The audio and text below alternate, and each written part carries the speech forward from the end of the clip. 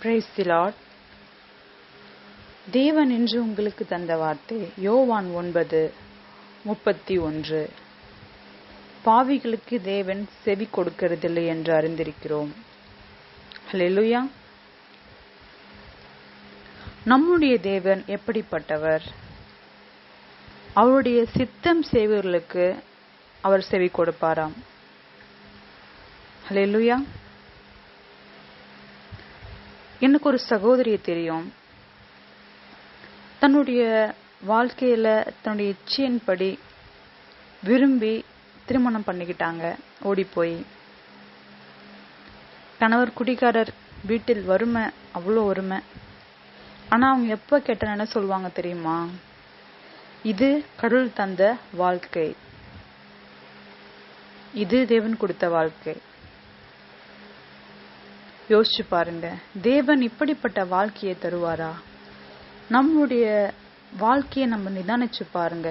எப்போ நம்மளுக்கு சந்தோஷம் தேவன் தரமாட்டார், எப்போ நம்மளுக்கு துக்கத்தையும் தரமாட்டார். துக்கம், சந்தோஷம் இதெல்லாம் கடந்து வர்றதுதான் வாழ்க்கை. அப்படி நம்ம வாழ்க்கையில ஏதோ வினோதமா நடக்குதுன்னா நாம தேவன் கிட்ட ஜெபிக்கணும். எதுக்கு என்னுடைய வாழ்க்கையில இப்படி நடக்குது? நம்மளுடைய வாழ்க்கையில சந்தோஷமான நாட்கள் வரும்போது தேவனை மறந்துடுவோம். ஆனா துக்கப்படும் போது தான் தேவன் நமக்கு தேவைப்படுறார். அப்படிதானே நம்ம வாழ்க்கை அப்படிதானே கடந்து போயிட்டு இருக்கோம். அவருக்கு சித்தமானதை செய்தால் அவர் நமக்காக யாவையும் செய்ய அவர் சித்தமானதை அவர் செய்வார். நம்ம அவர்கிட்ட ஜெபிக்கும் போது, மனதார நம்பிக்கையோட ஜெபிக்கும் போது, இந்த உலகத்துல நமக்கு ஜெபிக்கக்கூடிய பொருள் இல்லைன்னாலும் நமக்காக அதை உருவாக்கி தருவாராம். யோசிச்சு பாருங்க, தேவன் நம் மீது வைத்த அன்பை. அவர் நமக்காக யாவும் செய்ய வல்லவரா இருக்கிறார். நாம் அவருக்காக செய்ய இருதயமுள்ளவர்களா இருக்கணும்.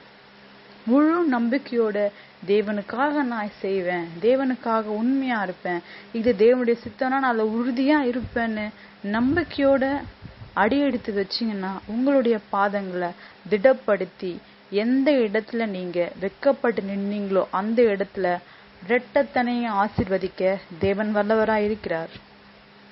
நாம செய்ய வேண்டியது அவர் சித்தத்துக்கு நம்ம ஒப்பு கொடுக்க வேண்டியதுதான். என்னோட சேர்ந்து ஒப்பு கொடுப்பீங்களா? ஜெபிப்போமா.